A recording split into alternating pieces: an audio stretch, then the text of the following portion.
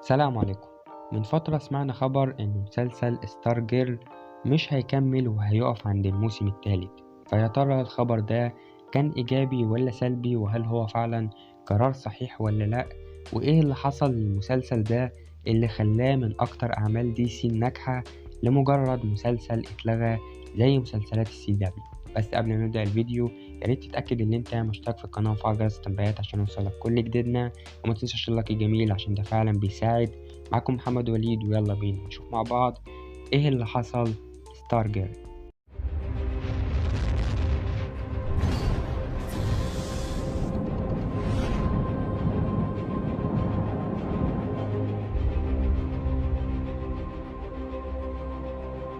طيب طبعا احنا عارفين ان الموسم الثالث من ستار جيرل بيكون اخر موسم ليه وشكرا على كده. بس هل ده يعتبر قرار كويس فعلا؟ يعني ممكن في الاول تشوف ان ده مجرد مسلسل سيء وخلصنا منه زي كل مسلسلات السي دبليو، ولكن لا، المسلسل ما كانش كده.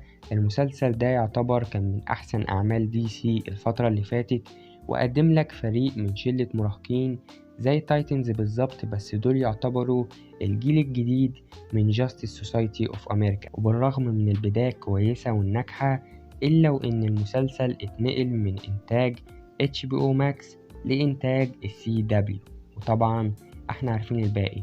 المسلسل وقع، وده كان باين قوي على الموسم التاني اللي ما كانش قد كده برغم الفلاش باك واللي ورتنا الجاستس سوسايتي وظهور فلاش جي جاريك. بس ده ما كانش كفاية، والموسم ما كانش قد كده، والفيلم ما كانش احسن حاجة. بس كان لسه قدام المسلسل فرصة انه يتحسن قدام، وده فعلا حصل في الموسم الثالث اللي كان ماشي بشكل كويس مع عودة ستار مان والتمهيد المحترم للخطر اللي جاي. وغير كده الكل كان متحمس للكروس اوفر اللي جاي مع مسلسل تايتنز ودوم بترول، وكان في شوية حماس ان ممكن حاجة زي كده تخلي الناس تهتم اكتر بمسلسلات دي سي. وكان الكل متوقع ان احنا ممكن نشوف عظمة زي اللي كانت بتحصل في الأروفيرس، وفجأة بيتم تأكيد إن المسلسل هينتهي من بعد الموسم الثالث. مش حاسس إن ده أحسن قرار، خصوصا في الوقت ده اللي فيه المسلسل لسه شغال وبينزل منه حلقات، وفعلا الحلقات كويسة جدا وحصل مفاجآت كبيرة ولسه في أحداث مهمة قدام.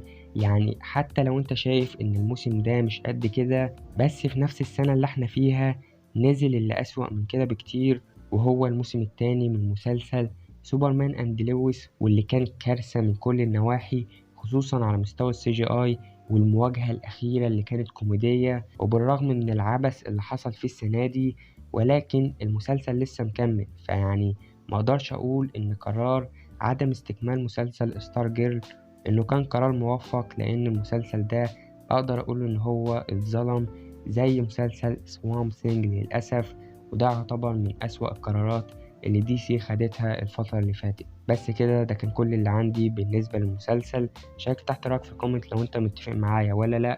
وكالعادة لو عجبك الفيديو ده وعايز تشوف فيديوهات أكتر، ياريت تنزل تشرفنا في القناة وتشترك وتفعل جرس التنبيهات عشان يوصلك كل جديدنا. متنساش اللايك الجميل عشان ده فعلا بيساعد. كالعادة كان معاكم محمد وليد، أشوفكم على خير الله في الحلقات اللي جاية.